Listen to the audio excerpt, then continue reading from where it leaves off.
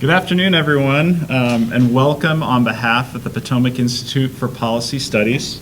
I'm Dr. Tim Welter, a senior research fellow here at the Institute. Thank you for joining us for the sixth public event of our global competition project, Envisioning Competitive Advantage in the Space Domain. While the space race of the 1960s had a very tangible end goal of putting the first man on the moon, what will it take for the U.S. to remain competitive in space moving forward? Just a little over 2 years ago, in December 2019, the U.S. Space Force stood up as a new separate military service under the Department of the Air Force. The months leading up to its establishment came with a marked departure from how the U.S. policymakers and national security professionals openly discuss the final frontier from a policy and security perspective. While now much more common, it was essentially taboo to openly discuss space as a warfighting domain at the time. Ultimately, the way we view space and understand it and look to its prospective opportunities and challenges in the future is evolving. So that's why we're here today, to explore that evolution and to understand how it relates to competitive advantages for the U.S. on the global stage. Space activity is growing. In recent years, significant increases in private investment, technological advances, and renewed international interest by global partners and adversaries alike have spurred increased activity in near-Earth space and beyond. To that end, the U.S. has an opportunity to lead and to work with partners from across the globe into the next era of space activity. How will that journey incorporate the pursuit of enduring advantages that foster greater economic growth and enhance national security? That, again, is a reason for today's discussion. At the very least, it will require us to address today's challenges and vulnerabilities while anticipating tomorrow's opportunities in an increasingly competitive and technologically demanding space ecosystem. The U.S. has long depended on space for an array of national security and defense capabilities, to include ballistic missile detection, secure communications for forces deployed across the globe, and surveillance of otherwise denied corners of the Earth. Yet, we are not the only ones, by far, who share those dependencies on space today. As a matter of fact, there has been a rapid rise in spacefaring actors, some with ambiguous intent, employing new, not fully understood capabilities. Countries like Russia and China are investing in both civilian and military space programs. Their efforts span from intelligence, reconnaissance, and surveillance to furthering human space exploration and related research and development. What are their overall intentions? Do they represent a threat or opportunities to the U.S. and the broader global economic and security interests? In comparison to China, Russia's ties with the U.S. in space have been rooted in cooperation. From Apollo-Soyuz to the International Space Station and commercial heavy-lift rocket engines, the U.S. and Russia have maintained a long cooperative relationship in space. Last April, the two nations even extended their cooperative agreement to 2030 for joint work on the ISS. Today was a good day to that end. It was in the news all over the place, noting that NASA astronaut Mark Vande Hei returned to Earth after a record 355 days in space, landing in Kazakhstan earlier with 2 Russian cosmonauts in a Soyuz capsule. Will such cooperation survive in light of current events in Ukraine and the global response to Russia? Multinational projects, such as the International Space Station, demonstrate the potential for collaboration and cooperation in a traditionally harsh and unrelenting environment. And while more domestic and international actors like China and India are entering or increasing investment in the space domain, NASA's role in spaceflight is diminishing, and government funding of space exploration has declined. What is the right balance between our collective scientific pursuits in space and assurance of an enduring competitive edge in national security and economic prosperity? The commercial space sector offers enormous economic promise, something we'll also discuss today. In 2021 alone, 14 civilians flew in space through international space tourism venues. Research in space is also a growing global endeavor, as space-based technologies have revolutionized our terrestrial capabilities, from medical care to materials R&D to telecommunications. Since 1976, technologies originally developed for space activities transferred to industry have resulted in more than 2,000 spin-offs. Today, space-based research is helping us develop autonomous vehicles, smart cities, and advanced global connectivity. So the question is, how can we continue to incentivize and leverage commercial space endeavors like these to assure America's competitive edge in the future?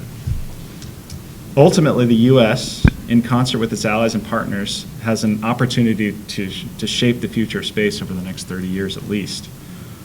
While the 2020 National Space Policy and the 2018 National Space Strategy identified principles, goals, and guidelines for future U.S. space activity, do they really provide an adequate long-term vision for U.S. space engagement, human spaceflight, our security, commerce, and exploration?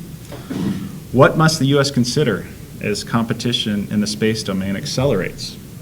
What is a vision for our future security and prosperity?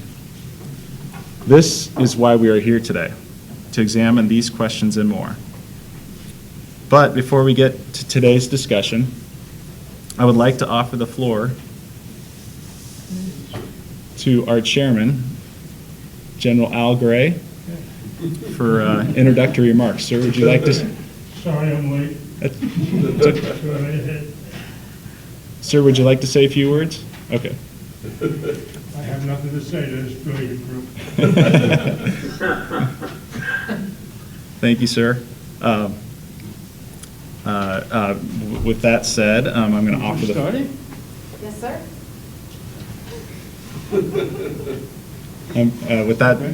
With that said, I'm going to offer the floor to our CEO, Dr. Jennifer Buss, for remarks. Tim took the stage for about 10 minutes before.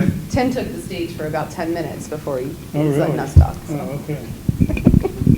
Good afternoon, everyone, and thank you so much for joining us today. For those of you that are joining us virtually, thank you. It's a wonderful opportunity that we can do these hybrid events now with the least technical issues I think that we've had so far. So every time we get better. Now that I've said that, I've jinxed it. Poor Catherine. Anyway, welcome to Potomac Institute event. As many or most of you know, we sit at this intersection of science and technology policy, as well as our logo, which is the summation of business and government.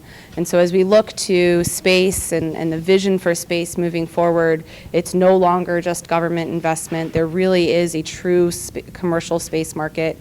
What will that be growing to in the future is something that the Institute has studied for the last handful of years. As we look to global competition, what does space mean for the United States competitively, economically, and what does it mean for the rest of the world as international dependencies and diplomacy? So thank you again, Tim and panel, for the discussion today, and over to you. Thank you, Dr. Buss. All right, so before we continue, a little bit about the Global Competition Project, which Dr. Buss just briefly hit on. The project was launched to explore what the United States must do to continue to thrive as a global leader, economically and otherwise, driving toward a societal level understanding and approach to competition at the intersection of policy, industry, science, and technology. To do so, the project is commissioning a spectrum of experts, which we're super lucky to have today, from diverse fields across the Potomac Institute's network. And their purpose is to highlight and elevate issues surrounding both the challenges and opportunities associated with societal level competition today and in the future. So what are the greatest vulnerabilities to consider? What is at stake? How do we best leverage our strengths as a country and with our partners, for that matter? Ultimately, the project's goal is to develop foundational references through research, discussion events, and papers like this for national security professionals, policymakers, industry leaders, and others as they drive awareness and understanding in how the U.S. might address the most consequential aspects of near-peer competition. So, all that said, without further ado, I'm very excited actually to introduce my co-facilitator, and we haven't done this before. We had a co-facilitator virtual, so we're breaking glass here, but really excited to introduce my Air Force Academy classmate, Samantha Weeks, Dr. Samantha Combo Weeks, who's coming or in today from Colorado, if I'm not mistaken. Just a background, I'm going to give you a background on her a little bit, and then she's going to introduce our other panelists for today. That said, unfortunately, Dr. Kathy Sullivan isn't going to be with us today. She's ill, and she sends her regrets. So we're looking forward to a robust discussion nonetheless, though we miss her and wish her well.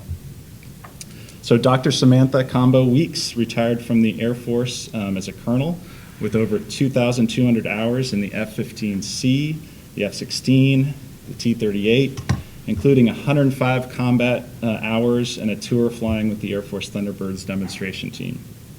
Today she's a corporate vice president with Ship for Payments and also science and research director of SpaceX's Polaris Dawn mission, which really excited to hear about that and your experience so far. So without delay, Sam, over to you for introducing the rest of our panel. Thank you, Tim, Dr. Welter. We've definitely grown up a lot in the last 25 years. And so good afternoon, everyone. I'm excited to be here today with you guys virtually, as Tim said, to continue the discussion that Tim introduced with the Potomac Institute for Policy Studies. As he said, I'm a retired Air Force colonel and fighter pilot who had really the honor of leading the Air Force's Adversary Tactics Group as a group commander from 2016 to 2018. That mission kind of grew out of our lessons learned from combat during Korea and Vietnam and expanded as our military expanded throughout the domains of airspace and cyberspace. And so when I commanded it, it consisted of air defense aggressors, air aggressors with F-16s, cyber aggressors, and space aggressors. And as he said, today I'm the Vice President for Corporate Transformation and the Mission Director for Commercial Space Flight of Polaris Dawn, which is commanded by CEO of Ship for Payments and billionaire Jared Isaacman. So I feel at least a little bit comfortable in the discussion topic of space-related national security aspects to understanding the future of space within the commercial exploration and development within science and research, and also to enable deeper space exploration and figuring out how we can take all of that knowledge and bring it back to life here on Earth for all humankind. It is my honor today to introduce our esteemed panel. Dr. Jerry Krassner, member of the Board of Regents at the Potomac Institute for Policy Studies, a gentleman who has over 35 years of experience in aerospace research and development. His technical specialties include sensor systems, phenomenology, and MASN techniques for national security applications. Dr. Krassner served as the chief scientist in several offices within OSD and DIA, and he's a co-founder and former national chairman of MASN, now ATIA Association, has been a member of the United States Air Force Scientific Advisory Board, a member of several NATO panels, and an advisor to DARPA. Additionally on our panel is Mr. Thomas. I should have asked how to say your name before it's all right, started Dr. this. Reese. Is it Messegee? It's Messegee. Gee, so see, look, this is one of my first times emceeing, and so I already have my debrief points and lesson learned. He is a consultant and advisor to companies and organizations in the space industry. He's an experienced electrical engineer with over 30 years of background in the defense and commercial satellite industry, and particular expertise in satellite design, software, control systems, and power, as well as digital signal processing and electronic PCB design and manufacturing. Today, we're going to try to cover the gamut of conversations related to current and future exploration of space. From those national security concerns where the US depends on space for a vast array of security and defense capabilities, from transit of intercontinental ballistic missiles, detection of missile launches, to secure communications with forces deployed globally, to constant oversight and observation of otherwise denied areas. We'll also delve into the global endeavor surrounding space exploration and research, where we see multinational projects such as the International Space Station demonstrate the impact of international collaboration and cooperation in a traditionally harsh and unrelenting environment. We'll also discuss the commercial endeavors like the Polaris Program, with the first mission launching in fourth quarter of 2022, with its purpose to expand the science, knowledge, and understanding of the space environment to not only enable deeper space exploration so that we can return to Moon and extend to Mars, but also to utilize that science and research to benefit life here on Earth. And we absolutely won't shy away from the reality of space commercialization. In the last few years, we've seen significant increases in private investment, technological advances, and renewed international interest around space exploration and space ecosystems, and acknowledge the commercial space sector offers enormous economic promise to all of us here on Earth. We're here today to discuss space, the way we view it, understand it, and discuss truly how we can prosper and propel the United States, both commercially and nationally, to maximize the prospective opportunities and challenges of space activity to continue to be an international leader in this increasingly competitive and technologically demanding environment. And so with this, as Tim said, we really haven't, passed the MC back and forth. So give us a little bit of grace as we jump into this. But with that, Tim, I'm going to hand it back over to you. Thanks, Sam.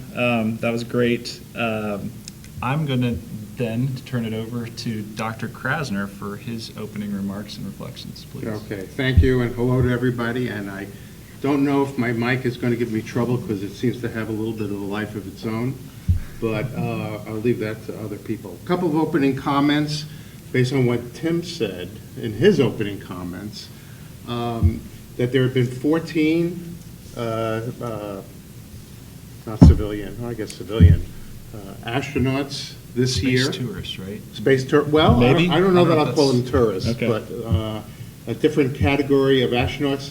Let me just go on record saying that I don't know how many there'll be in 2023. I want to be one of them.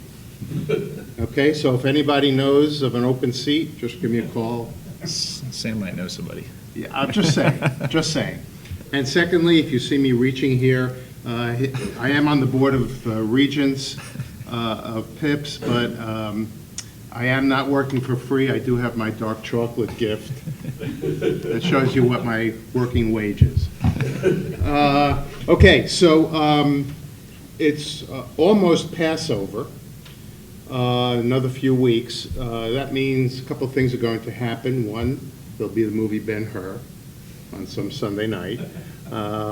Secondly, there'll be a lot of seders at which traditionally one asks the 4 questions.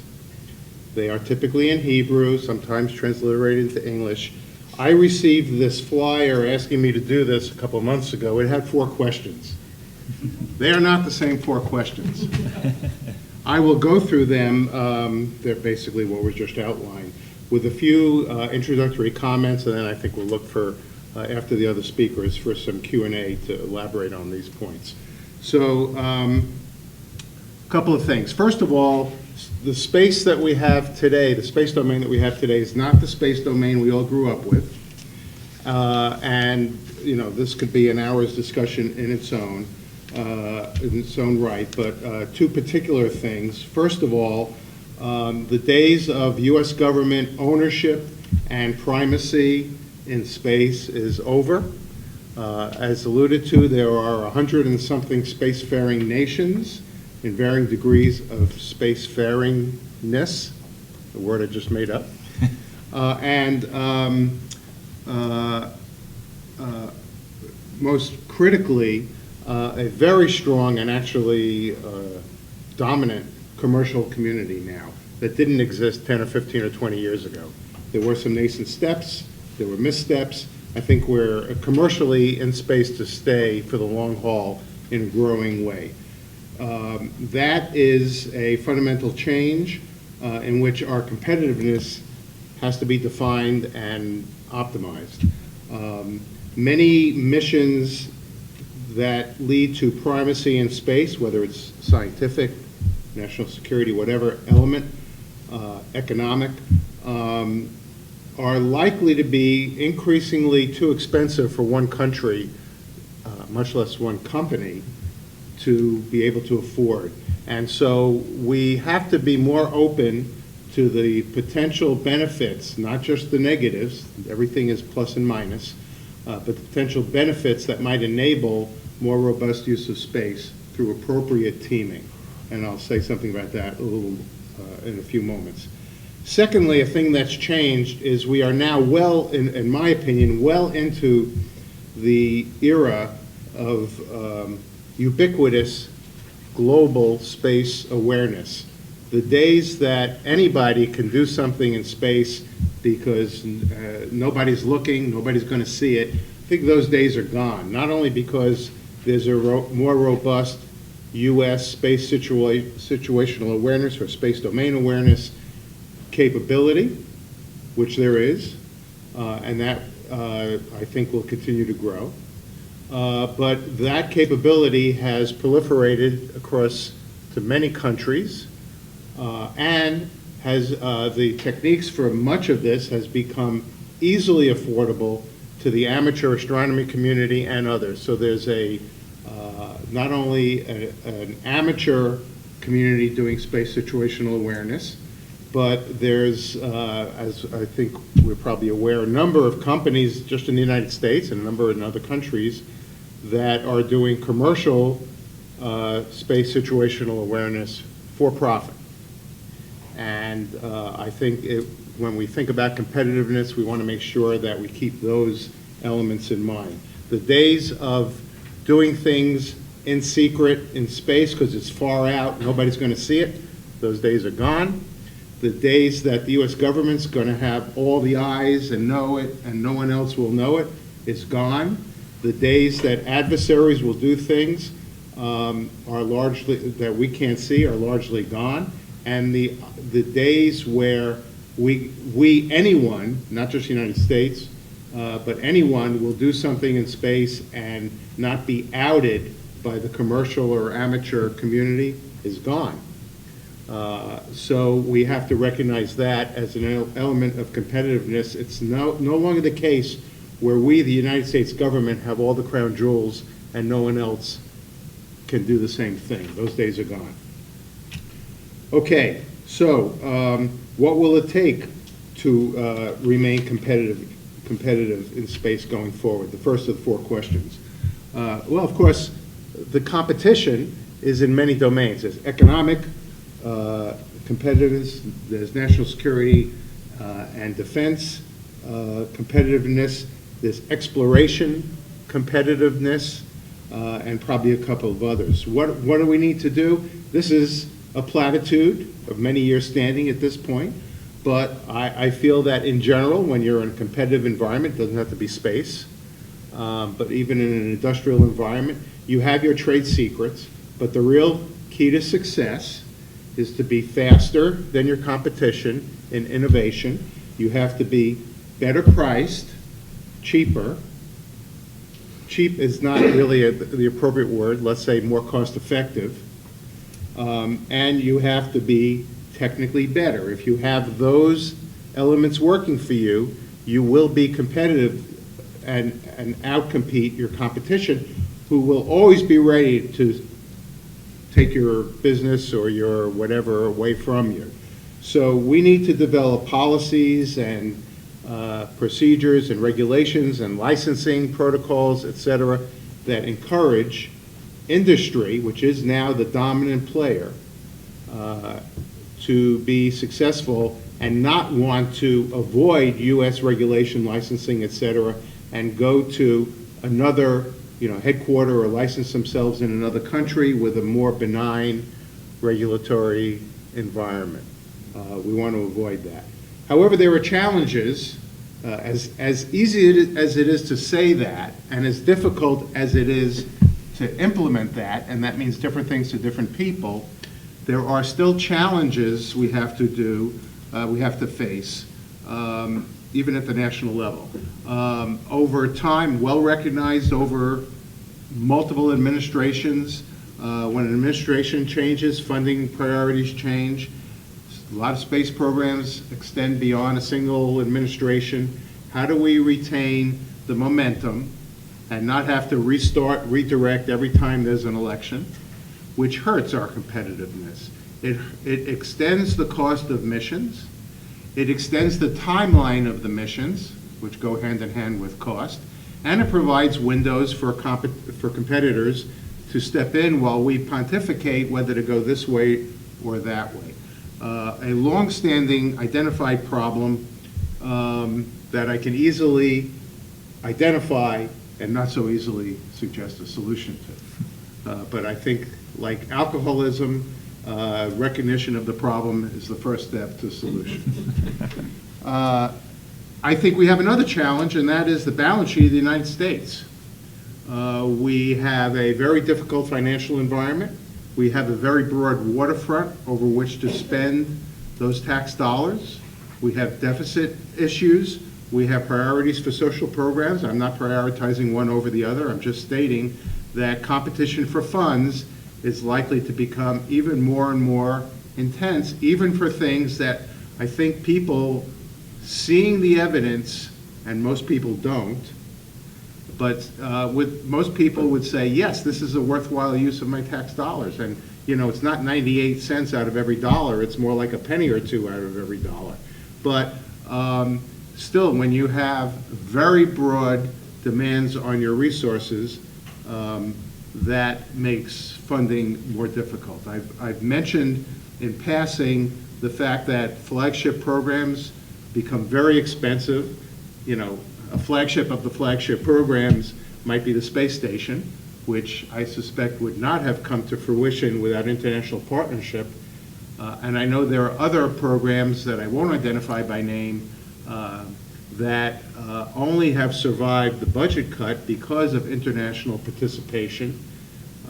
And so that teaming, that international participation is potentially a very valuable tool to use. And another thing that I think we collectively have been not so good at is we geeks, whether we're technical geeks, policy geeks, or whatever, have not done a very good job of making our case to the man in the street public. And given the competition for funding, I personally, and I'm just going to throw an arbitrary rock here, I would prefer a more educated citizenry on these issues rather than having them learn from some TV series what space is really all about, with all the fantasies and sometimes satire that brings that may not be obvious that it's satire to people on this. They may think that's really how it works. And that is not good for us in the budget wars and in the political battles. Some random thoughts on question one. I'll be a little quicker on some of the others. How do we incentivize and leverage commercial space endeavors? I know I should be doing this in Hebrew, but I can't, so I won't. I kind of mentioned there's regulatory dimension. This is an all-of-government issue. Regulatory protocols, licensing. If it takes 6 months to get a license for commercial space launch here, and that's probably optimistic, and it takes 1 month at some European country or whatever, I'm not going to mention names necessarily, that puts us at a competitive disadvantage. The tax code, if this is a priority, the tax code should reflect that. And I'll even throw in immigration policy. You know, in the 50s and 60s, and I'm saying this just from distant memory, immigration policy And, well, it was a whole of government response to the Sputnik surprise of the Soviet Union. And the National Science Foundation encouraged graduate study through fellowships and scholarships to bring up the STEM expertise and develop a workforce. We need to think about something along that line, but I'll broaden that to say more generally immigration policy. There's a lot of smart people in a lot of other places, and there's no reason they can't be forming their startups or otherwise making their technical contributions to the space program here in the United States. Next question, the right balance between, let's say, non-economic investment, national security investment, and commercial investment. Well, commercial investment is occurring, okay? Again, tax code, et cetera, can impact that. But, you know, I heard just recently, I've heard this before, and I can't say it's other than hearsay, but the second most popular logo in the world is NASA, following the New York Yankees, I might add. That is an important soft power tool in our quiver to make use of. I know domestically, and I suspect internationally, there's been tremendous interest in tracking the Webb telescope as it goes out to its million-mile location. There's a lot of soft power that could be utilized through programs of that sort. But more fundamentally, I will ask the question, I truly don't know the answer to this, but we in the, let's say, the national security community, we can model and simulate and war game till the cows come home what the effect of a particular explosion will be, or a certain airplane, or whatever the weapon system is. That's an engineering analysis, ops analysis, con ops, etc. But I don't know that we've invested as much in the modeling and simulation of hard power things like that and soft power tools, because we tend to live in our own silos. And I think there's something to be said for, you know, I'm not going to give an answer to what that balance should be among those different bins, but I will say somebody somewhere, I hope, and if not should, I think, be trading off and modeling, or war game if you want to call that, these different bins. So let's get some information on what the relative payoffs would be. And fourthly, what should some of the future investments be for military advantage in space? There's a loaded term, but it is a practical, realistic term, you know, military advantage in space.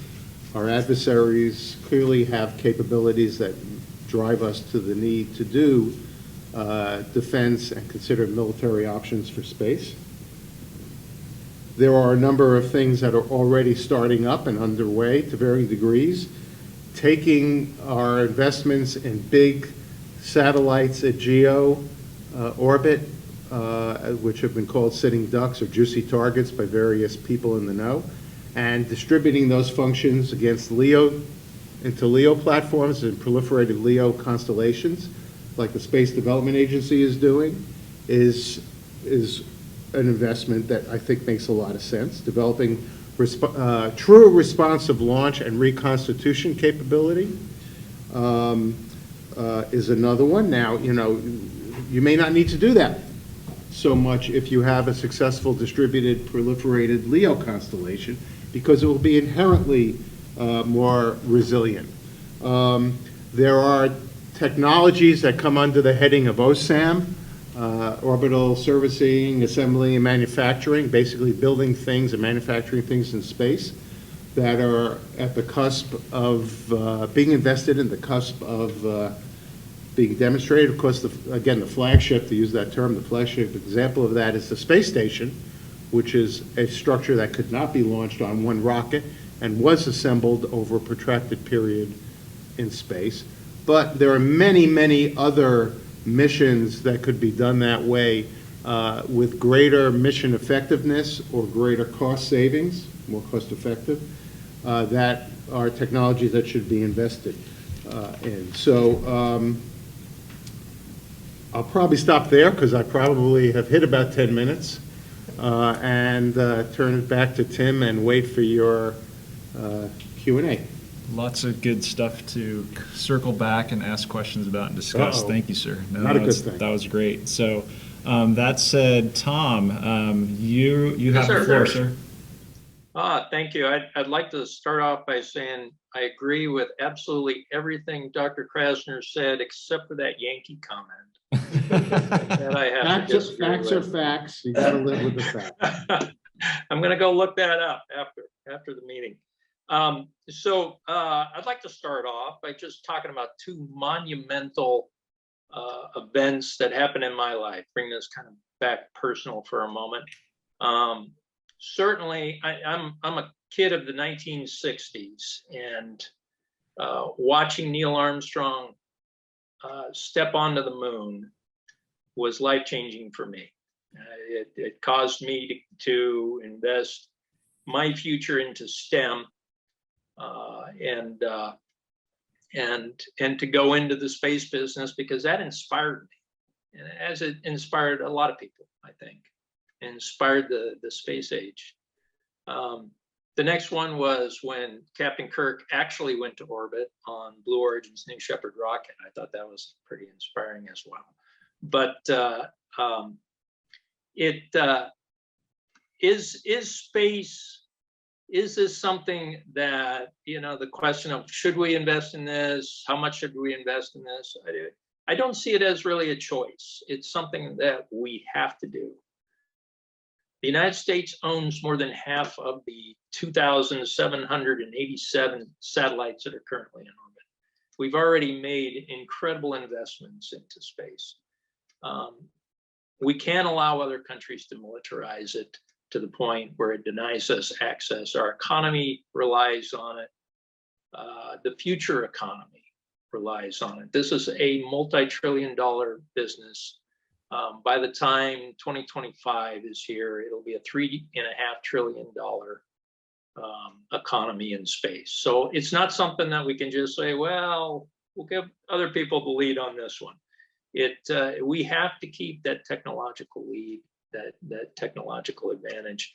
As a part of this effort, I did, and I really do, Jerry, you really did cover everything very, very well. But there were three areas I dug down into, which are technological advancements that we don't currently have answers for, and we need to in order to really advance where we're going. Certainly, we need to reduce the cost of launch systems. Getting on orbit, it can't cost what it currently is in launching everything from a small sat to our big programs of record. We got to continue to drive down that cost if we're going to maintain dominance in not just LEO, but also MEO, GEO, and cislunar. On top of that, space propulsion technologies are a critical area. We've got to, if we intend to return to Mars and continue deep space missions, we can't do that with chemical rockets. We need the smart people to really get together and start investing in some of the advancements in propulsion systems. The Russians are there, the Chinese are investing in that. DARPA does have a program, the Draco program, that is investing in nuclear propulsion. An NTP can get us to Mars in 30 days, where chemical rockets take up to 300 days to get us there. That is vital if we're going to get humans there. Humans aren't going to survive that type of a trip with the radiation environment. Other areas that I think are just really critical that we've got to draw the smart brain trust to us. Autonomous spacecraft operations. through artificial intelligence, deep learning, machine learning. We currently spend, if you think of launching a satellite, that's only half the cost. The other half of the cost is building the ground system, staffing it with all the people, setting up the communication links across the world. Those things are multi-billion-dollar efforts and investments. And we've got to do that because essentially our spacecraft are dumb. They don't operate on their own. You got to watch them every second of the day. Otherwise, they do things, they fall out of orbit, they burn up, and things that you don't want them to do. So we've got to get artificial intelligence on board our spacecraft. It's got to be a launch and forget and collect data, especially when you start talking about deep space missions. And you know, if you're going to land a probe on Pluto, it's actually an 11-hour round trip for your comm channel to Pluto. So you can't have something moving around and trying to command it. You've got to have those systems running under artificial intelligence. And then finally, it kind of plays hand in hand. Our on-orbit processing capability is weak currently. We dumb down our computers on orbit to make them survivable. The RAD 750 is a Pentium computer. It runs at very slow speeds, 60 MIPS.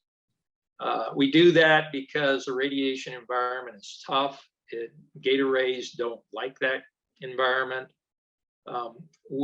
So eventually, and once again, we need the smart people there, is we've got to make some huge jumps in our ability to put fast computers on orbit, more edge computing on orbit, and be able to rad harden those things so that they can operate and survive. And it's critical for everything else that we do. Artificial intelligence, on-orbit processing, those things will only happen with better shielding and rad hardening of our electronics, and eventually that same technology we've got to rad harden our spacecraft in order to put humans deep into space. And so those are just a couple of the really tough problems that we have to go solve. And how do we do that? We do that by attracting the smart engineers, the smart scientists, the brains of the future. And those brains of the future, not just current engineers and young engineers that are coming up through the system, but those kids 8, 9, 10 years old watching the next Neil Armstrong walk on the moon. That's what's going to inspire them. We need to do better in this country with our STEM and our education. I had a good conversation with Mr. Todd Pospill. He's out of Marshall Space Flight Center, Office of Procurement. I met him at a Redstone event recently, and I asked him, okay, you know, what is NASA? Give me something exciting that NASA is doing. I understand they're National Space Station. We're going back to the moon sometime. And he said, no, you don't understand, Tom. Because we've got boots on the moon in 2024. 2024, well, let me check. That's 2 years away. We're going to have boots on the moon in 2020. Yes, sir. That's what we're going to do. We're flying the first Artemis program, which will put human spacecraft around the moon. We'll orbit it. Artemis 2 will be the first humans to the moon in the 21st century. We'll have our Gateway constellation up there, our Gateway system.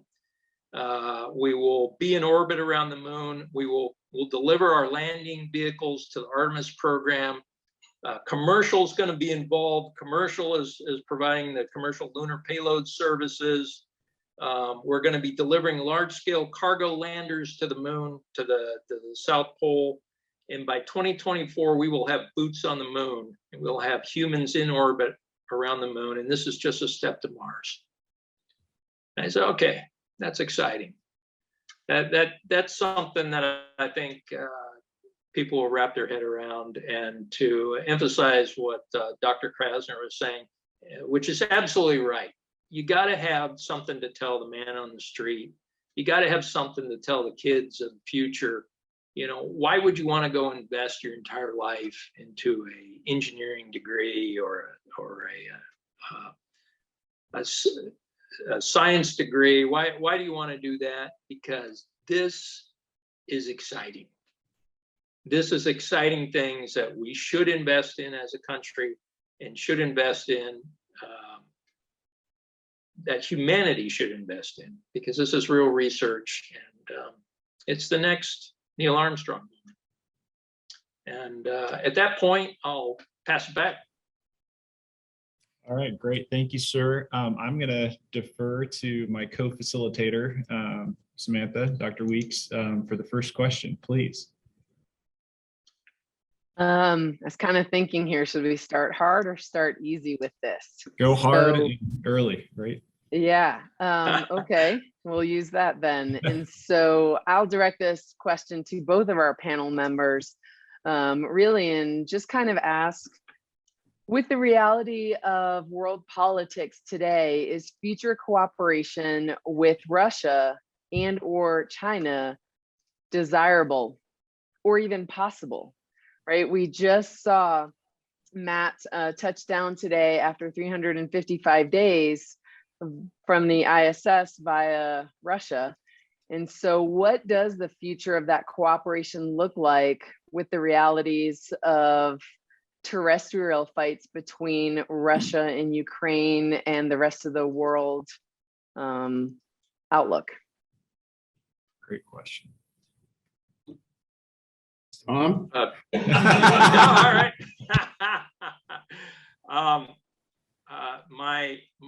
And maybe this is more hope, Dr. Weeks, than reality, but I think we need them and they need us.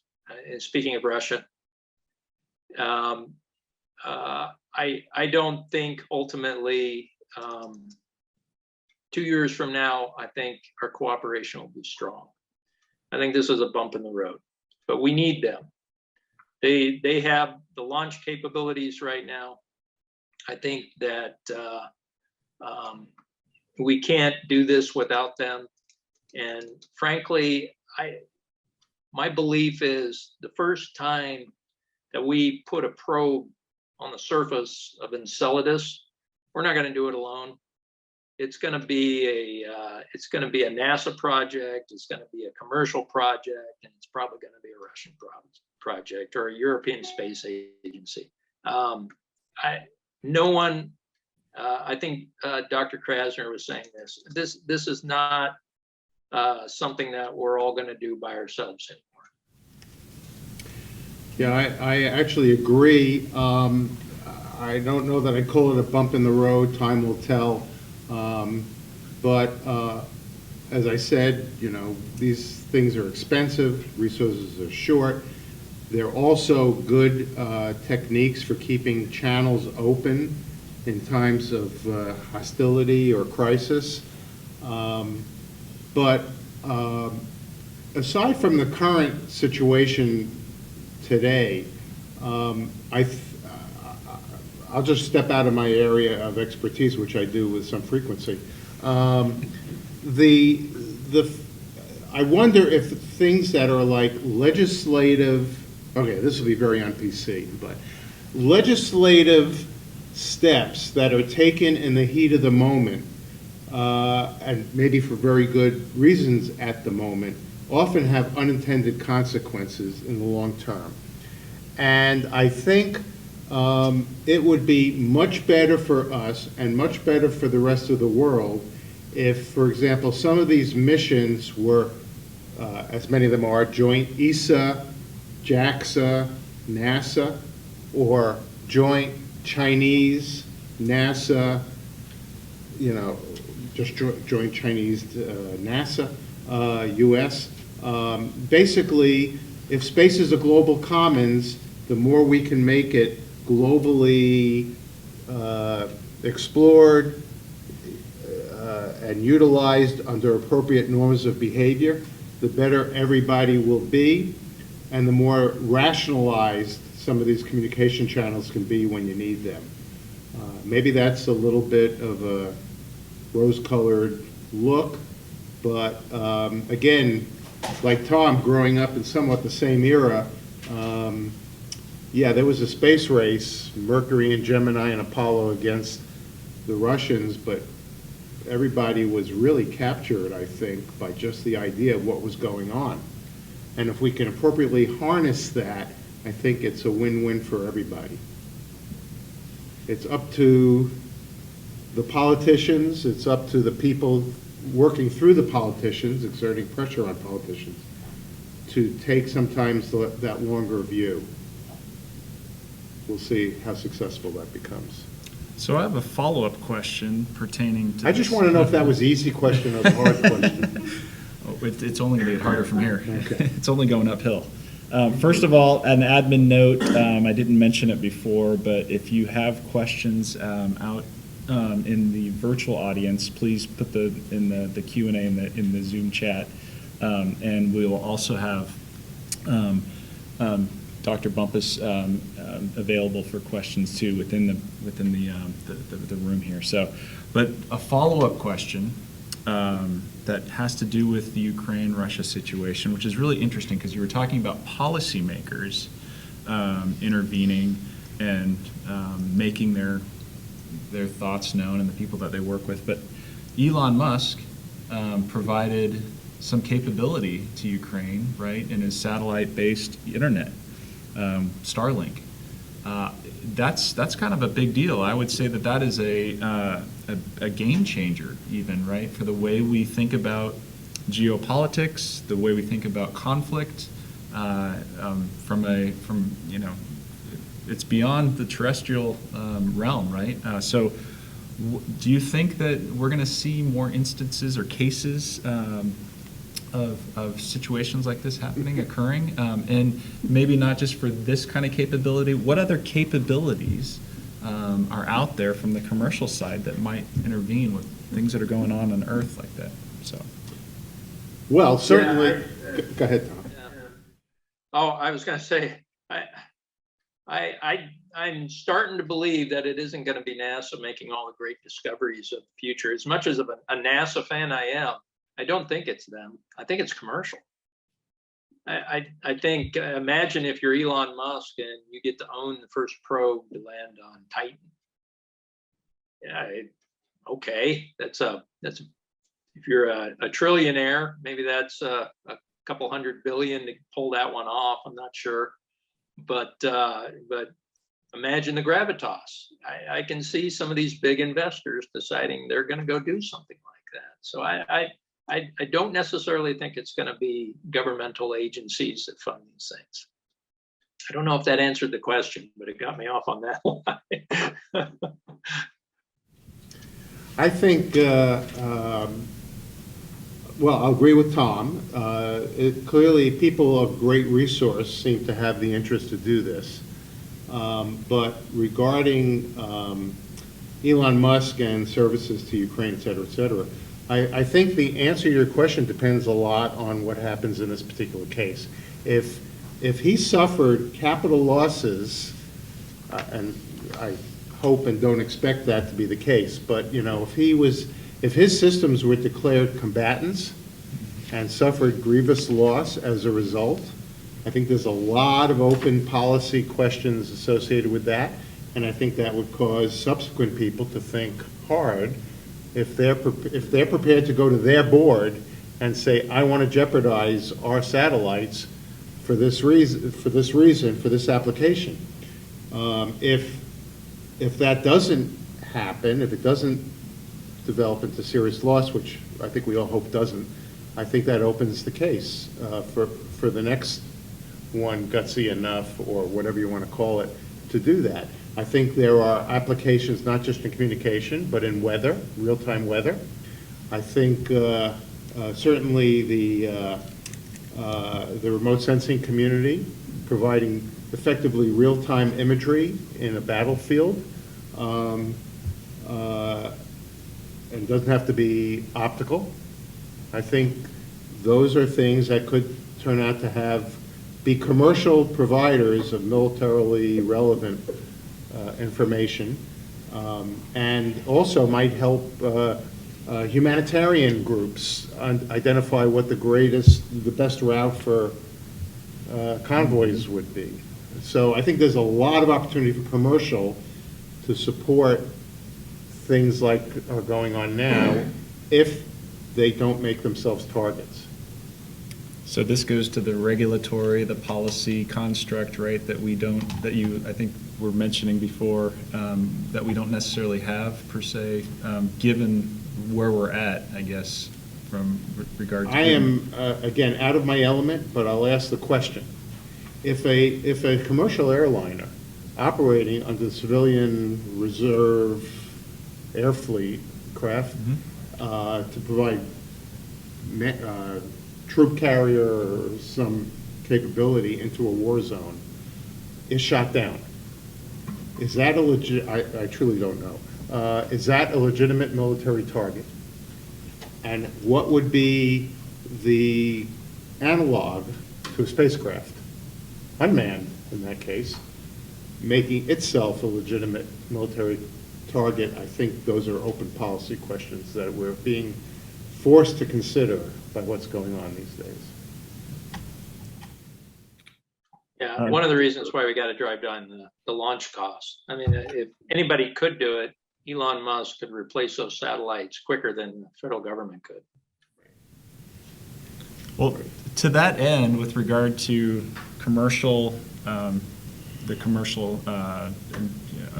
private commercial sector jumping into space, I'm going to ask Samantha before she asks the next question about, I guess, what's the inspiration from your perspective that led to Jared Isaac and your boss from launching into Polaris Dawn and just what he's doing. I mean, it's fantastic. What are the motives and incentives? Because that if we understand that, right, it'll help us understand how we get to that competitive advantage that we're hoping for. Yeah, so Tim gives me the hard question. What is my boss's, motivation? I want you to speak for your boss. Yes. Yeah, exactly. Yeah. Without knowing it all. I don't know exactly. It's a great question that I'll ask him, what his motivation is. So I can kind of only assume from my exposure and experience kind of around him. And I would venture to say that Jared is an adventurist and an enthusiast and really strives to kind of push the envelope in anything that he achieves and anything that he sets his mind to. He's if I get this correct, 16-year-old high school dropout who really challenged the status quo in the payments industry to bring something new to a customer that was more efficient, more effective, and better. He became a pilot and set, travel around the world records, and sitting around with a group of fighter pilots, kind of jumped into the foray of national security and defense by developing a concept of commercial adversary air, right? Through his design and development of Draken International to bring a larger amount of threat array in the air domain to the highest level training that we have in the Air Force and the Navy to ensure that we as pilots in the military were well trained and prepared if our nation needed it. And then, exactly what propelled him into space, I'm not sure. Probably the commercialization of space and the opportunity, as well as truly probably that next frontier of what do you do after you have set around the world records and have your own MiG-29 type of thing and, made a larger Air Force than many countries around the globe type of thing.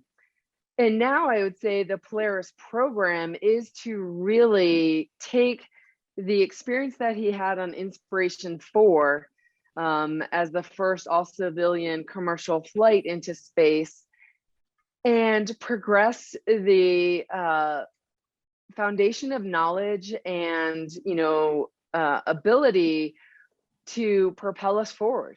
I think through the experience with SpaceX, He has garnered a respect and understanding of Elon Musk and SpaceX vision to become a multi-planetary, spacefaring species, and is excited to really jump in to that array to really seek knowledge and grow the foundation. So the Polaris program is opportunities to conduct research and science to progress that deeper space exploration of human, not just unmanned, sorry, probably a bad word, but unmanned exploration, to get to Mars and potentially beyond, as well as how to take science and research and better populate the capabilities that space will bring to life here on Earth. So, some of the things that we're looking into is our continued partnership with St. Jude. And I kind of feel silly. I knew that Jared conducted support of Make-A-Wish Foundation when he had a jet demonstration team. And I did ask him, I'm like, so why St. Jude Children's Research Hospital with Inspiration 4? Why not continue with Make-A-Wish? And it's so simple, and I felt so stupid afterward, but he's like, if we can cure childhood cancer, nobody needs a wish. And you're like, damn, that's good.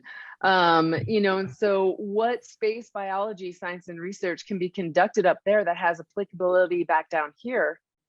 And then we already talked about, SpaceX and Starlink, but the capability of Starlink satellites, how can we progress the latest and greatest medicine and science and research across the entire globe to potentially less enabled areas of the globe to have that same capability and capacity that we might have here in the United States?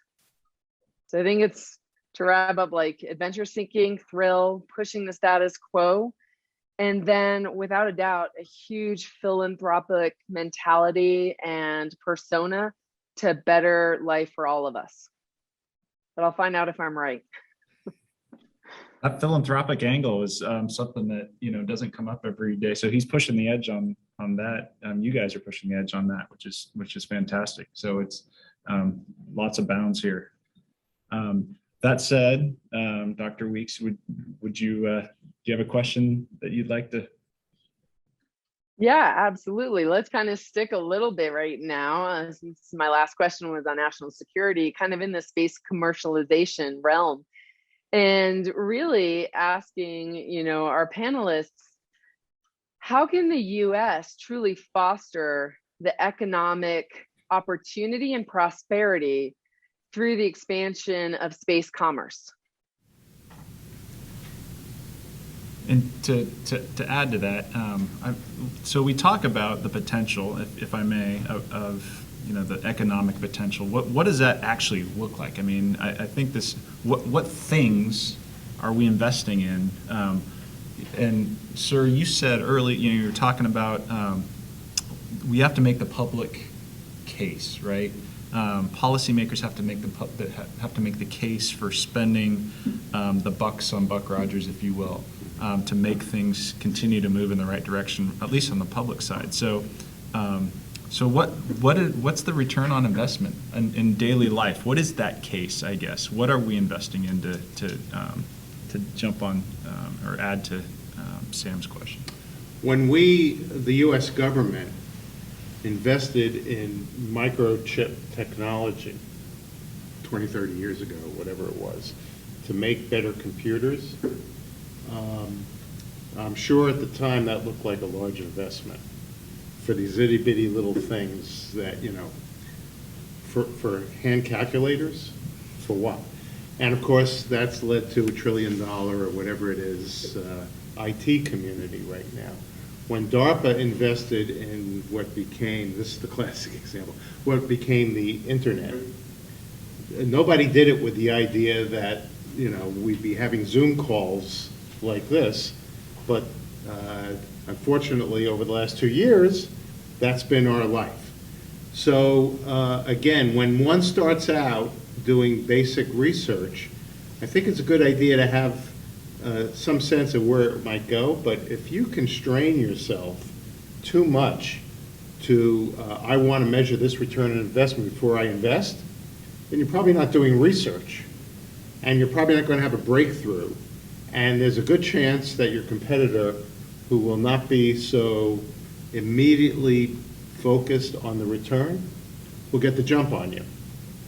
And so, a very general answer to a very specific question. Tom, what do you got? I agree.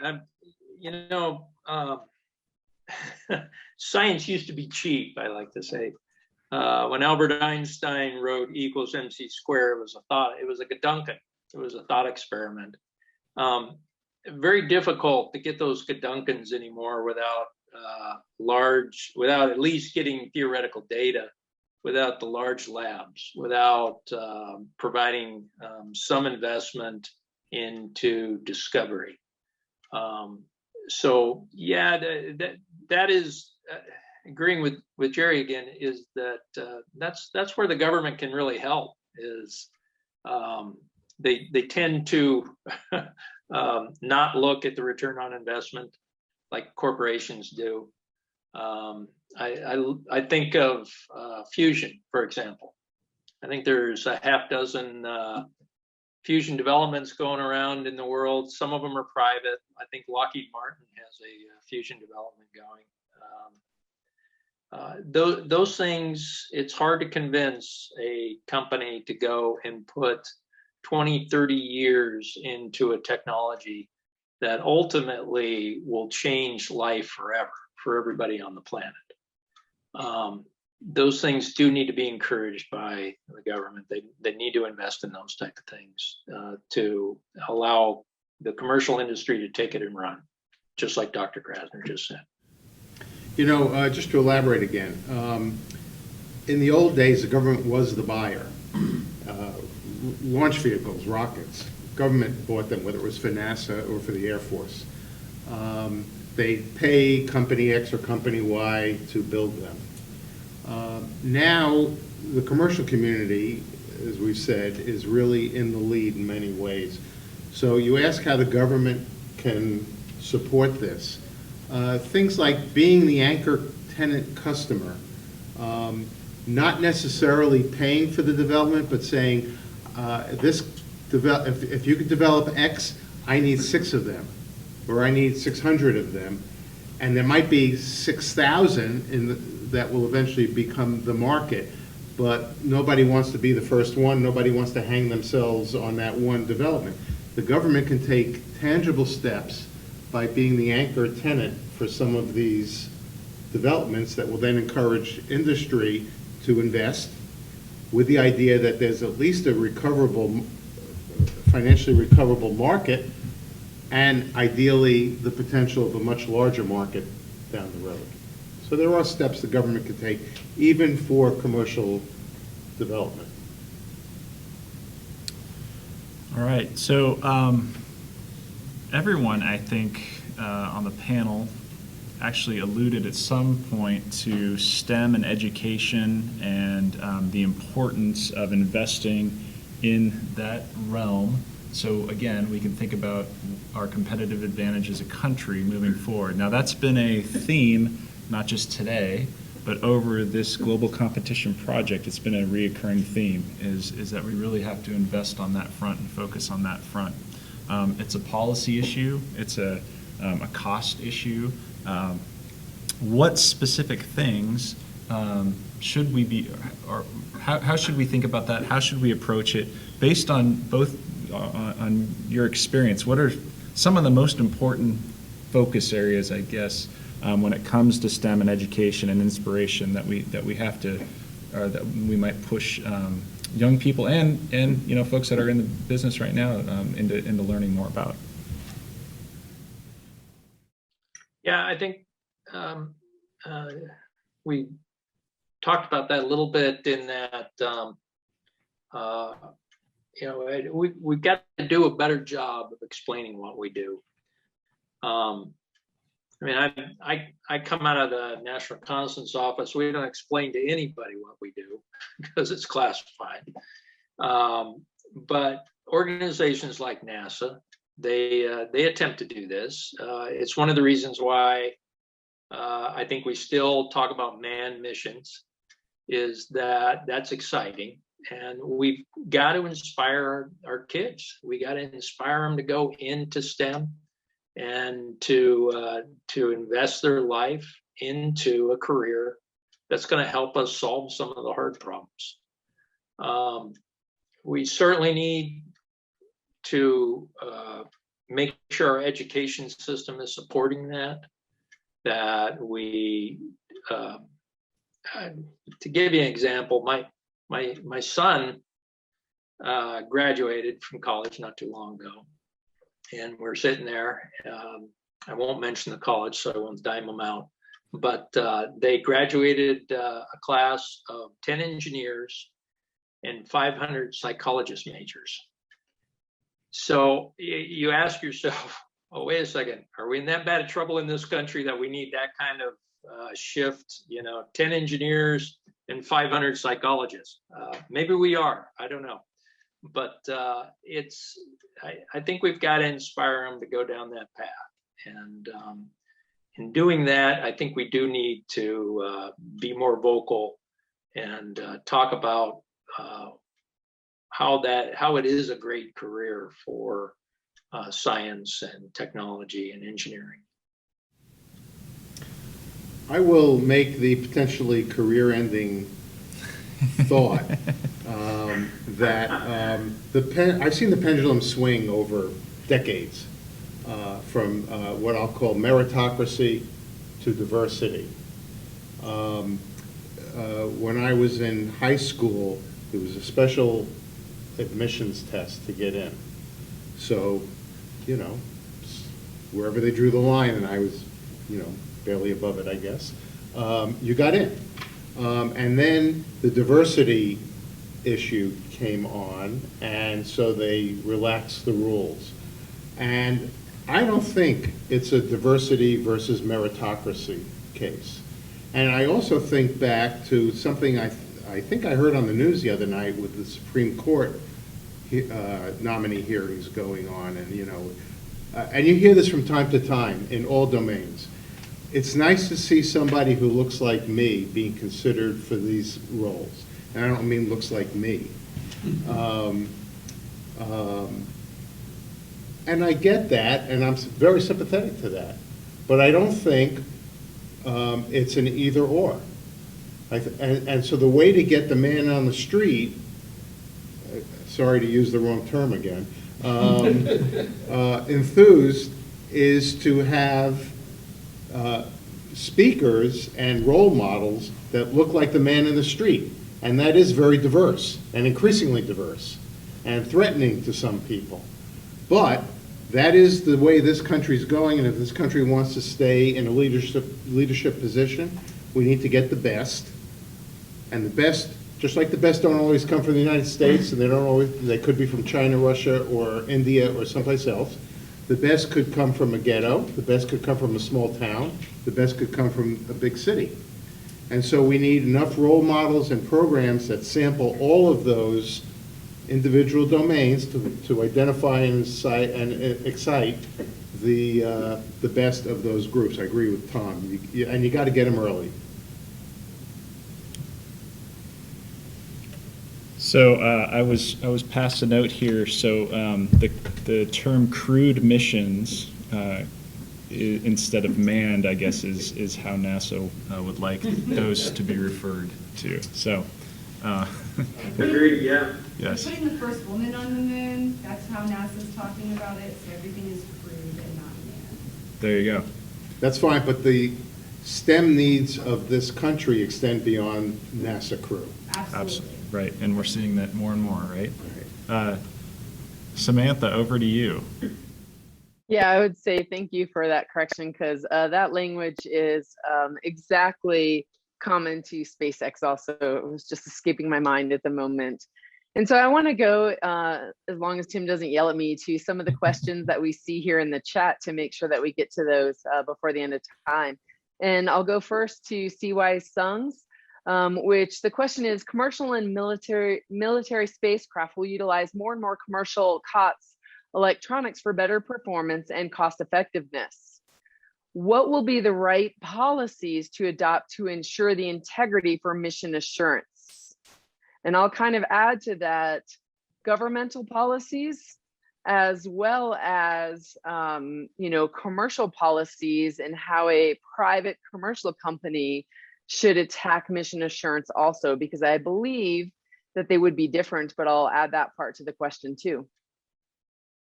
Yeah, commercial and the government have two completely different approaches on mission assurance. Commercial is you test it until you get the best one to survive, and all the fallouts you don't fly. Our mission assurance program drives, the DoD drives mission assurance where we have 12-year programs. Commercial can turn around and get things on orbit, but they're happier with failure rates that we would not find acceptable. And the main reason for that is in the government, we're trying to protect the taxpayer's dollar. And to launch a $3 billion satellite and have it fail within a day or two, I've been associated with those before, does not bode well for the program manager or anybody else that is associated with a program like that. I don't know how to solve that problem either, but it's why commercial will continue to do it better than what the government currently is doing, because they can turn around a commercial satellite in 6 months where it takes us years to build. And they don't have the parts program that we have. We can assure 5-year design life, they cannot. But they're also able to put up what I was talking about before. They're able to put up microprocessors and FPGAs that may not survive 5 years, but will do the mission in 1 or 2 in the radiation environments that are there. It's a difficult problem, and anybody that works in that business, they're frustrated by it because we'd like to do as well as commercial does, but it's the old, you got to answer to the taxpayer. Taxpayer's not happy when you waste billions of their dollars on programs that are unsuccessful and don't meet design life. So it's a tough question. I'll pass it over to Jerry. You may have a different perspective on it. A little bit, as usual, not tremendously different. I think the calculus is changing, and I think that, as Tom indicated, the divergence of mission assurance,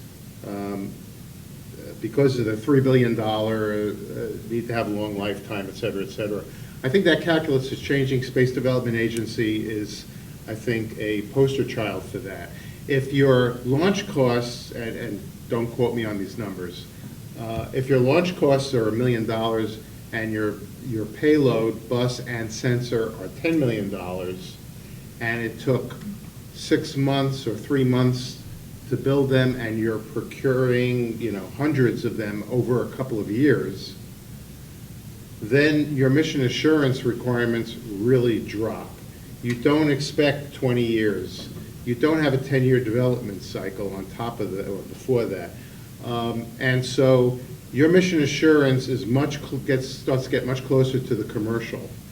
The area that I think is an area of concern, in addition to will it fail on orbit and infant mortality, is supply chain and mission assurance of the supply chain. That's a different story. And over the years, basically for cost reasons, we have increasingly shuttered our foundries and purchased from overseas, just like everything else we buy to first order. And that allows for malware and nefarious supply chain, not to mention actual disruptions like we've seen over the last year or two. That is a separate subject from the more, or it's a subset, I should say, of the bigger mission assurance issue. But I think with the reducing launch costs and the reducing payload costs, by adopting commercial practices, such as SDA is demonstrating, I think the divergence of government and commercial mission assurance is coming back. They're coming back closer together, except for this supply chain problem. And of course, supply chain is also a problem for commercial.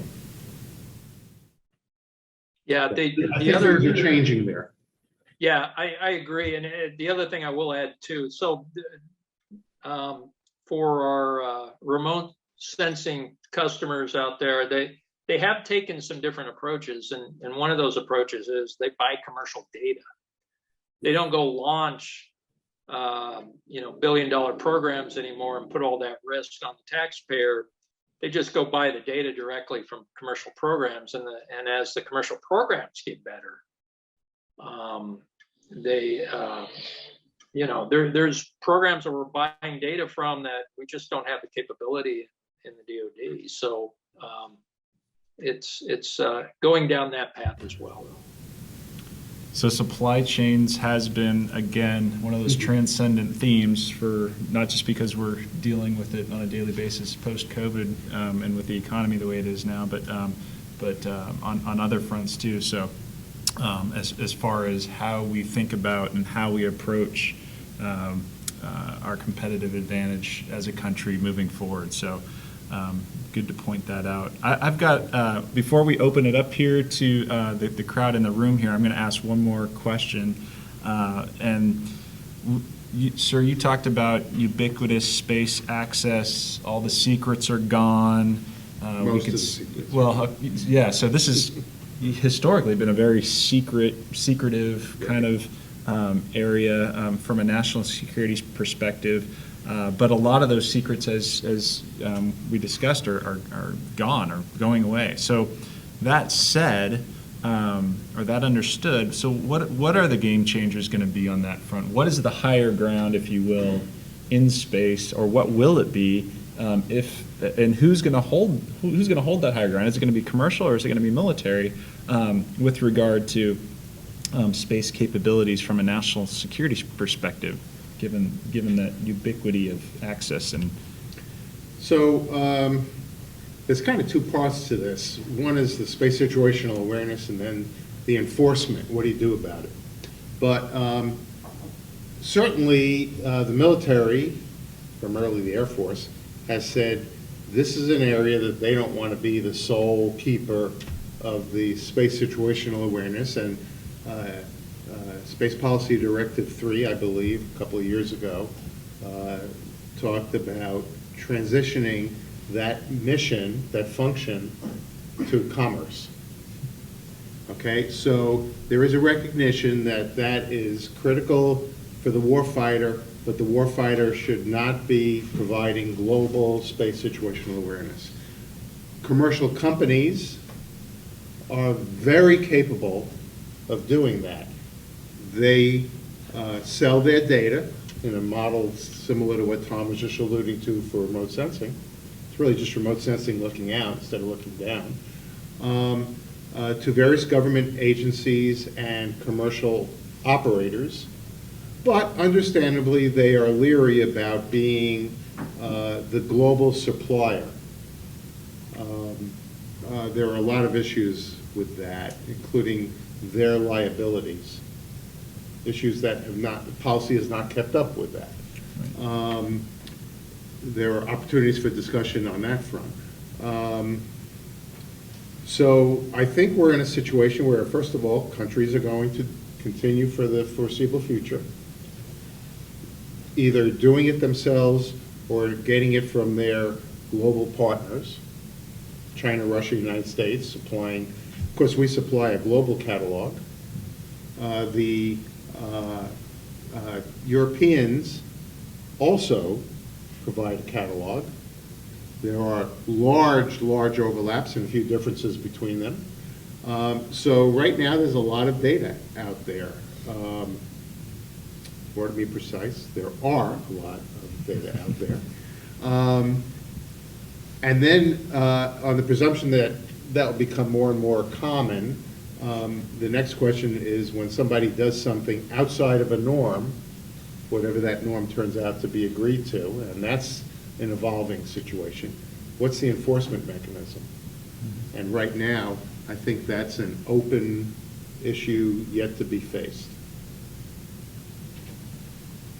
Tom or Sam?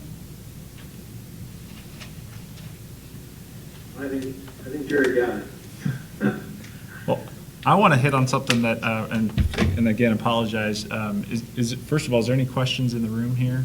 All right, we've got one, or we got two. All right, Dr. Bumpus is going to come over with his the microphone here. First, I'm going to ask a real quick question, a follow-on to Samantha, given her expertise and operational background with regard to space and understanding the operational challenges with regard to adversaries. If you're allowed to say, Sam, from a classified perspective, if you're allowed to say in the open, what might those game changers be based on your experience operationally, when to that end? Let me just make sure I clarify and understand your question correctly. What would the game changers be in what aspect? So operationally, right? Since the ubiquity of space access, we could see everything. Well, not everything, but pretty much. We've got pretty darn good SA going on here. So given that we could see what's going on now, and what might that game, based on your experience, because you were in a very unique position where you got to explore the operational aspects on the very leading edge recently of how space is going to be used, or is being used, I guess, on the national security side. What might those game changers be, given this ubiquity, since everyone has access and can see everything? I'm not sure that really what I saw as the aggressor commander translates into the fact that we have more access to information and awareness as to what's going on around the globe. I think it's more of the understanding that I believe, whether good, bad, ugly, indifferent, space is going to end up being militarized. Just from an extension of where we sit today, and where we are watching some of the global leaders execute in the space domain. And I think that is why we saw the establishment of the US Space Force, and why we are translating and transitioning or transforming from a space cataloging type of mentality to really a warfighting domain. And that is a cultural change and a significant mindset change, as well as all of the discussions that we've already talked about cost, mission assurance, and where we really kind of want to sit as a leader in the international environment. But I think that's a place where the United States has to have the hard discussion, especially if we look back to the 1964 Outer Space Treaty. And understand where we sat as a nation within that, and where we are going to go in order to defend our nation, our sovereignty, as well as our assets and beliefs around the globe. And so I think that's more of the question, rather than understanding the awareness that we kind of have through satellites and awareness and information and ability to see and know. It's really, how do we kind of gain and maintain space superiority in a non-combatant way to prevent space becoming another war-fighting place where we see ASATs, or we see satellite on satellite, offensive and defensive operations, to try to minimize that and keep it to a place where we can use that international collaboration that we talked about in the beginning, in order to grow our capabilities to deep space exploration, as well as betterment of life on Earth. So that totally didn't answer your question, but that's just kind of my thoughts around it more so. No, that's great. A lot of questions to be answered still. And with that, we'll open it up to the audience, sir. Thank you for being here. My question is, it's really focused around the intersection of cyber and space and satellites. So I'd like to give you a little context about what I'm talking about. So we've been talking about Starlink, okay? And just a little side thing I think is kind of funny, worth mentioning. So Dr. Krassner and I do deep space imaging. We take pictures of space stuff with our telescopes. But we'll be damned if every few minutes there's a Starlink satellite that destroys our pictures. But on the positive side, it's helping the Ukrainians, okay? The Ukrainians. So I can't help but think that when it comes to cyber, why haven't the Russians hacked those systems? I'm also thinking, what's the technologies behind that? If we collaborated with the Russians, they would have an understanding of what the frequencies were, what the software was, how they can hack it. So the fact that we didn't work with them on those particular, with Starlink is giving us an advantage. Especially, because if they knew the innards of it, then they could do something about it, and they haven't been able to jam them. They also can't take out the satellite because that's U.S. property, okay? And if it was partly their property, then maybe they could. So just I'd like your input on that, on that thesis. I'd like to learn about the technology with cyber, the interfaces there, and the policy of why some of our foreign adversaries can't take action on those. Wait. Yeah, Okay, so I'm not sure non-action is a good indication on what capability is in this particular case. It's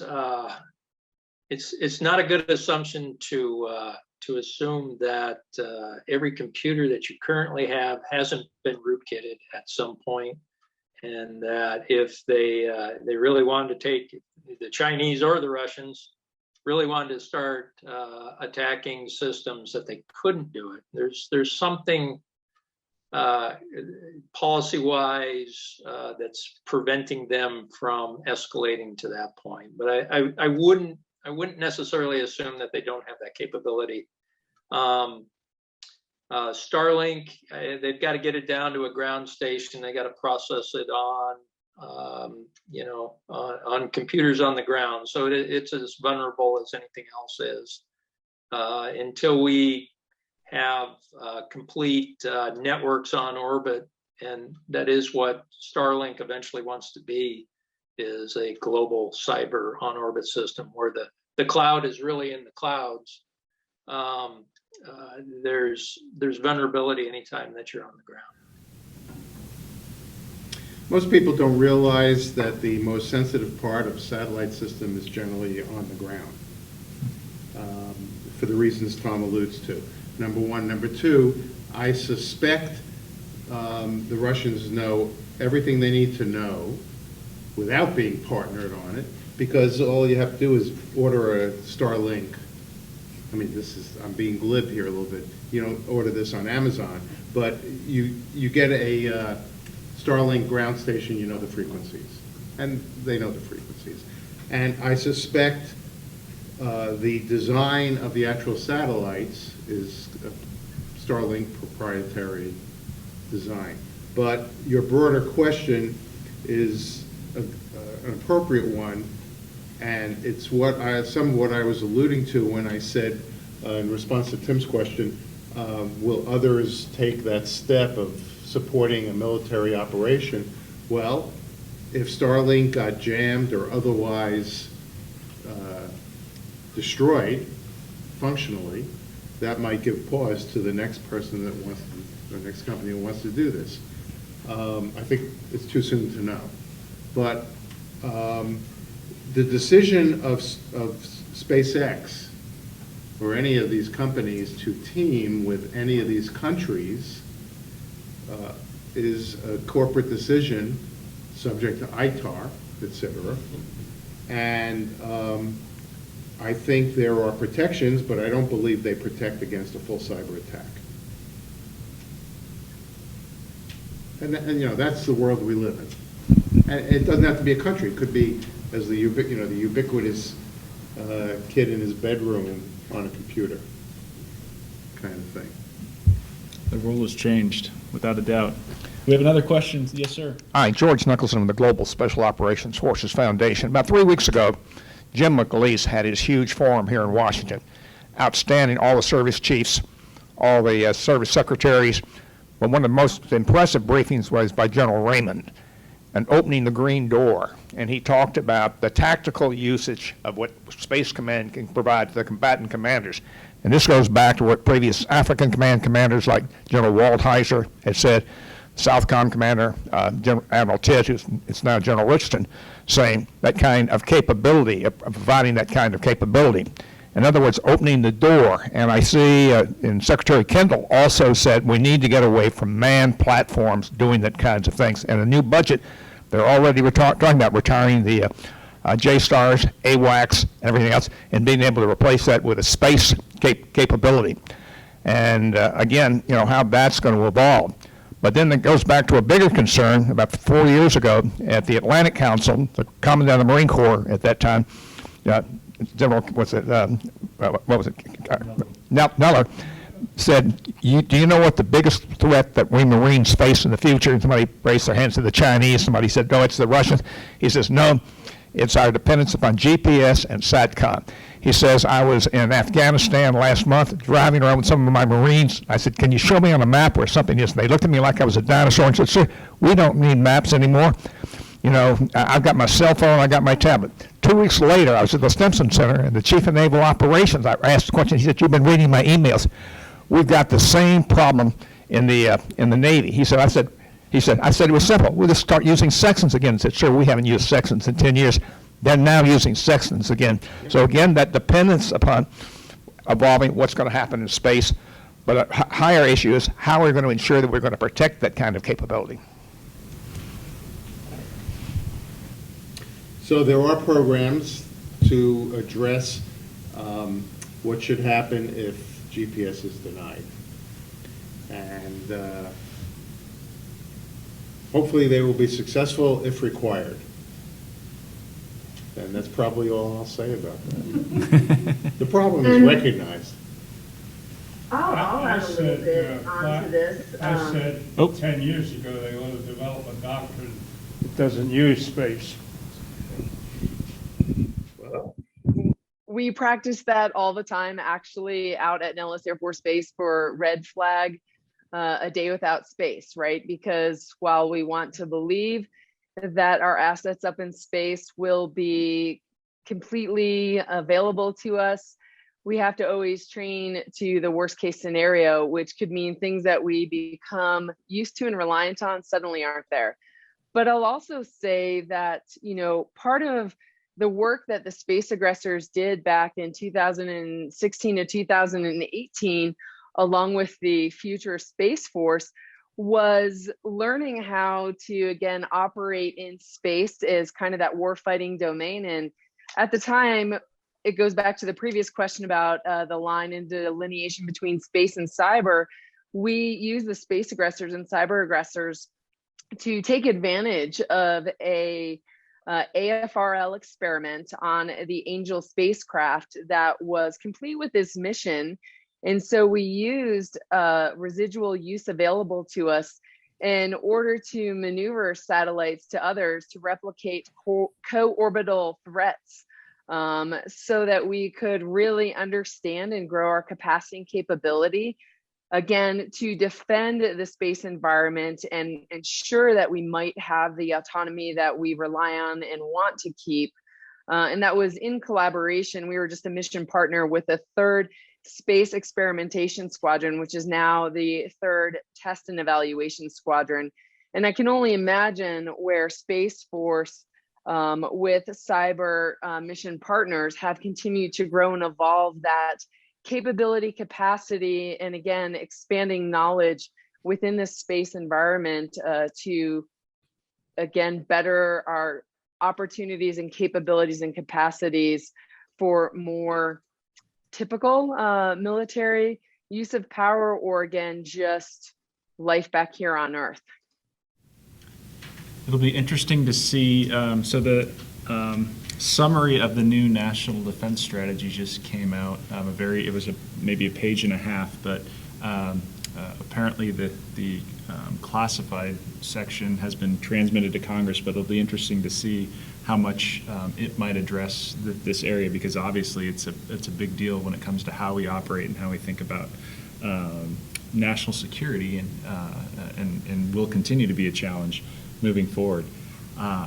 That said, I have a question from Al Schaefer, who's been a tremendous supporter of the Global Competition Project. He's been at several of our events and helped proctor them and facilitate them. So I'm gonna read this question from the Honorable Mr. Schaefer. In early March, Frank Kendall, Secretary of the Air Force, which includes Space Force, listed his 7 operational imperatives. The first imperative is defining resilient and effective space order of battle and architectures. This means operate in space and during space attacks. This thinking does not sound like we have to do things in space with nations like Russia. How would you discuss this imperative with the Secretary? Hits on a lot of what we've talked about before, but this is a great pertinent question that the Secretary's having to struggle with or deal with, right, as his #1 operational imperative right now. So, what say you? Why are you looking at me?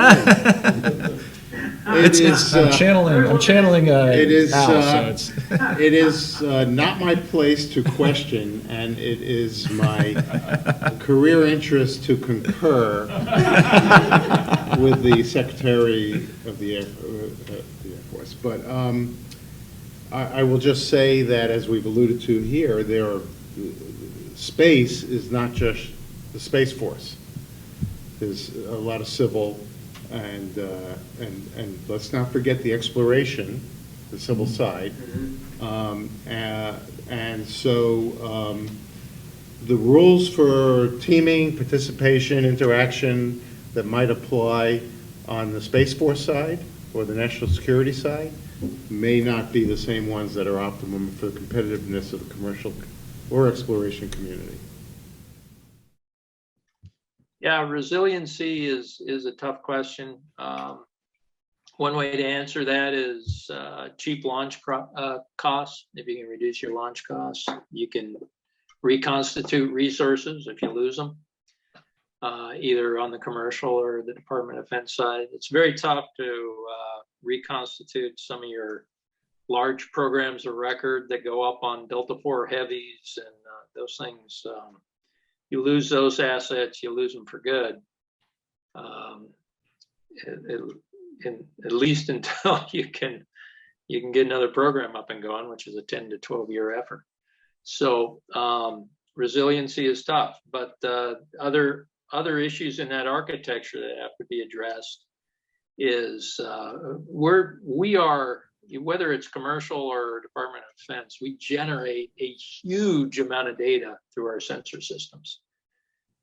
But we don't do that good a job of processing that data, particularly on orbit, reducing the amount of time between detection and weapons on target, or relating it to the commercial world, processing data and getting the user what they want. We're not really addressing those issues yet. What will address those issues is pushing our processing capability to the edge. And I'll tie it all back to STEM again, because we need those smart kids of the future, those smart scientists solving some of these problems. Fast, rad-hardened computers that can deliver what we need and can do things like sensor fusion. It's beneficial to both DoD and commercial. Everything comes back to STEM, I'd say. Let me make an additional comment. Many of the problems we're dealing with, as indicated in this question, are things we inherited from the legacy architectures of the 80s, 90s, et cetera. when space was nowhere near as congested, so collisions, et cetera, were not as much of a concern, and nowhere near as competitive, conflicted, whatever the terms are, where adversaries had real capability to negate these crown jewel systems. Putting things in unusual or different orbits, and I alluded to one, the proliferated LEO, instead of a single monolithic satellite, is one approach. Putting some functions deeper into space, which we've really not done, is another option. At that point, it's harder for an adversary to reach you, and you have more warning time if they try.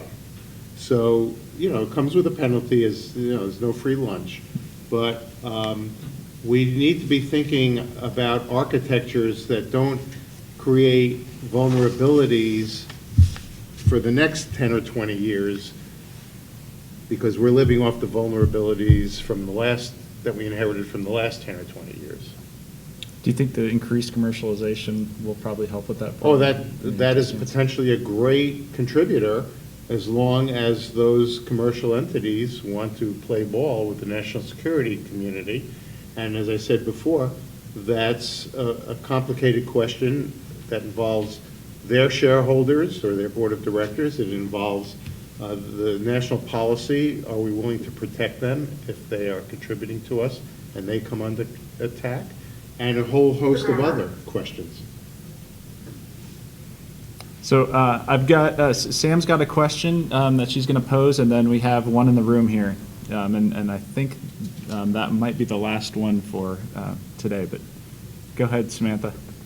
Yeah, this one comes again from the chat, and it's switching over to the topic of space exploration. One of the viewers cited an article from Neil deGrasse Tyson recently, where he challenged the proposition that we'll become a spacefaring species anytime soon, citing the dangers and risks of space to human life. So I will ask the gentleman first to please comment on what your perspectives are on that. And if we aren't there yet, what is it really going to take to buy down the risk of that deep space exploration for humans to an acceptable level, so that we can really become that spacefaring species as proposed by Elon Musk? Yeah, one of the, Go ahead, yeah, Bob. good. Oh, I was going to say, NASA's current approach is get there faster.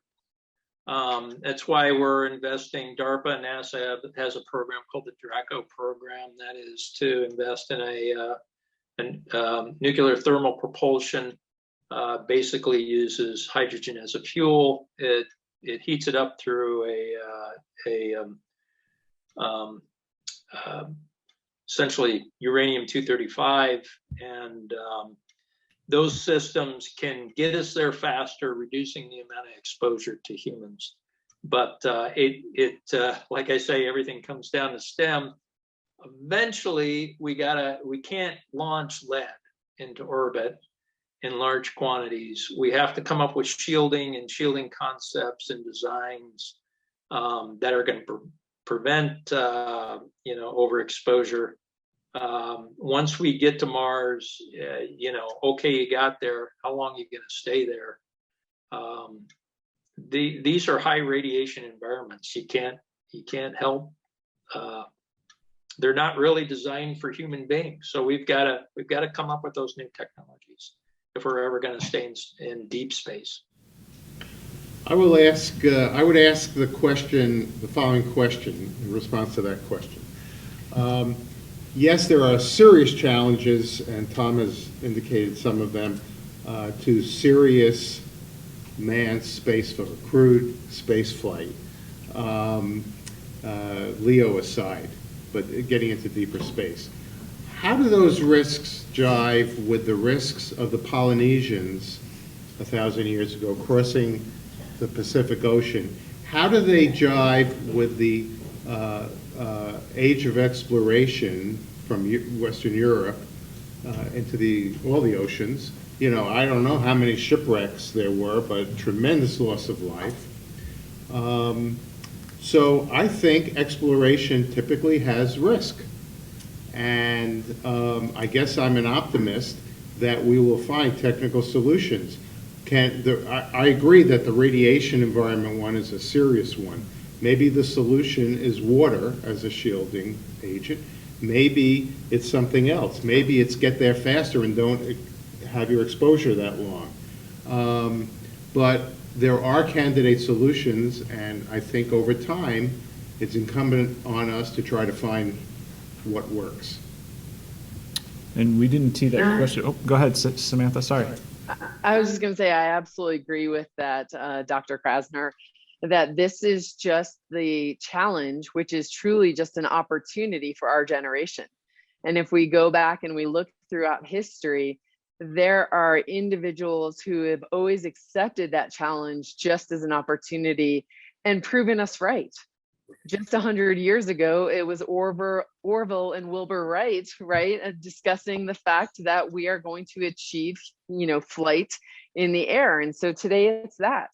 And I'm going to go back and give a little plug for, the Polaris program and specifically Polaris Dawn with some of the science and research that they're trying to achieve. Now, there's a lot to get approval for in order to do this, but we have the pilot of that mission, Scott Kidd Poteet, who has volunteered, if it can get approved through all of the rigors, to do the first invasive intracranial pressure, research experiments so that we can understand truly on a human level what the space environment is doing to the human body. We're also, looking to go to the highest point on a non-lunar mission so that we can understand better the exposure from radiation with the technology advancements that we've had today over the last 60 to 70 years since we were last at that, in order to propel the Artemis mission as well as future, Mars missions. And I can say that national labs and private companies are researching through that STEM, aspect that, Tom talked about earlier, in order to find the solutions to radiation exposure. It's just a problem. It's no different than E equals MC squared that we talked about earlier. It's just who is the person out there or the group of people out there that are going to solve it because they have the passion to go do it. Samantha, thank you so much for that comment. I want to add that 4 years ago now, the Institute studied the space radiation risk for NASA, and it concluded if you look across all of the space radiation risk, cancer is the highest of the risks. You look across terrestrial medicine, and cancer is more and more survivable year by year. The earlier you can detect it, the earlier you can treat it, the more people survive. The conclusion we came to is within the 10-year time frame, and this was in 2018, right? So by 2028, and Mars mission wasn't planned for till 2032, of the improvements in terrestrial medicine would be such that cancer will be close to 100% survivable because you'll be able to detect it early enough. That being said, if you have the quote, in quotes, proper shielding, right? Be that water, which is heavy, but that cancer and space radiation is not what's going to kill our astronauts on a mission to Mars. I'm coming out and saying that. I think it'll be a lack of food or food system failure, not enough water based on calculations because we didn't want to afford the weight costs. I think it'll be an engineering versus human factors, all-out brawl on what they're willing to take, and engineering's going to win. That's my guess. Sorry to end on such a sad note. No, so for those of you that didn't recognize a voice, that was Dr. Buss, our CEO, who's done a lot of work on this in this area, and along with the rest of the Institute. So we have about 3 more minutes left, and I know that we've got a hard stop there for our panelists. So that said, I'd love to go around the room and just ask what's the takeaway here with regard to what's the the main takeaway with regard to what the United States, along with our partners, need to do to make sure that we have or can establish that enduring competitive advantage that we need to have to move forward in the right direction? And we'll start with Tom. How's that? You're supposed to start with me, the least experienced and smartest person in the room. Dr. Weeks. Goodness gracious, thank you so much, Tom, because you guys are going to take it all, and then I'm going to be left going, oh, what do I say? I would say it's a debrief item for me, I guess. Sorry. Yeah, I would say honestly, it is increased collaboration, not just between governmental agencies, but commercial and private ventures, as well as international ventures, and not necessarily see this as just a United States activity. And that may mean, from a governmental standpoint, kind of opening up to a little bit more discussion of what is behind the green door in order to collaborate and see where we can best synergize and fit together. Because this environment, and in today's world, with all of the technology that we have, from the internet to Starlink satellites, the speed of communication is too fast to be insular, in my opinion, from a nation standpoint. And so we have to be willing to extend and partner in every type of aspect, whether it's governmental, institutional, private, commercial, and whatnot, in order to get the best and brightest to really solve and explore these problem sets and find it truly as the opportunity and not the challenge or the roadblock to success. Whew. That sounded a little bit smart. I think that was an awesome answer. And all I want to add to it is my message to go out is, all right, stop fighting each other. We need each other. So the current events are not helping. We absolutely need to cooperate in space. We can't do it alone. It means we need the Chinese too, and definitely the Russians, and cooperation. I think Jerry said it earlier. We don't know where those smart minds are going to come up with some of these answers that may not be in the U.S. And we're going to need those people. So I think leadership in space competitiveness by the United States is critical to the long-term survival of the United States as a global power. I think our ability to retain that leadership is in our own control. Again, we have to get out of our way in some way. We need to come together, shared objectives. And if we don't, then probably on the horizon, the next nearest competitor is the Chinese. And they will have a Chinese Space Belt and Road Initiative that will take our place. And ultimately, if they do that, they will then have great tools to take our place as a global power from the economic benefit. Not very articulate, but that's my wrap-up thought. No, this was tremendously informative and a great discussion. My one takeaway, we really have to figure out this intersection of public sector, private sector policy with regard to space, and some of the situations that we're seeing in very real time with Ukraine and Starlink and all that kind of stuff. How do we update? How do we get to a better place so we can be competitive and that can all work together? So we are out of time, and I just really want to say thank you to our panelists and to my co-facilitator, who it was great to see and work with on this occasion. A great conversation, very informative, and we have a great team here too at Potomac Institute of staff that really just go the extra mile to make this work every month. They've been doing awesome work. A special shout out to Alyssa Adcock, who really outlined this discussion for us. Great work on that front. So and always to Catherine Young for the logistics. So thank you, team. Be on the lookout for our next event, planned right now for April 26th, focused on energy advantage, the cornerstone of 21st century security and prosperity. Thanks again for all of you who joined us out virtually and here in person, and we look forward to the next event. So thanks again. Have a great afternoon. Thanks, everybody. Thank you.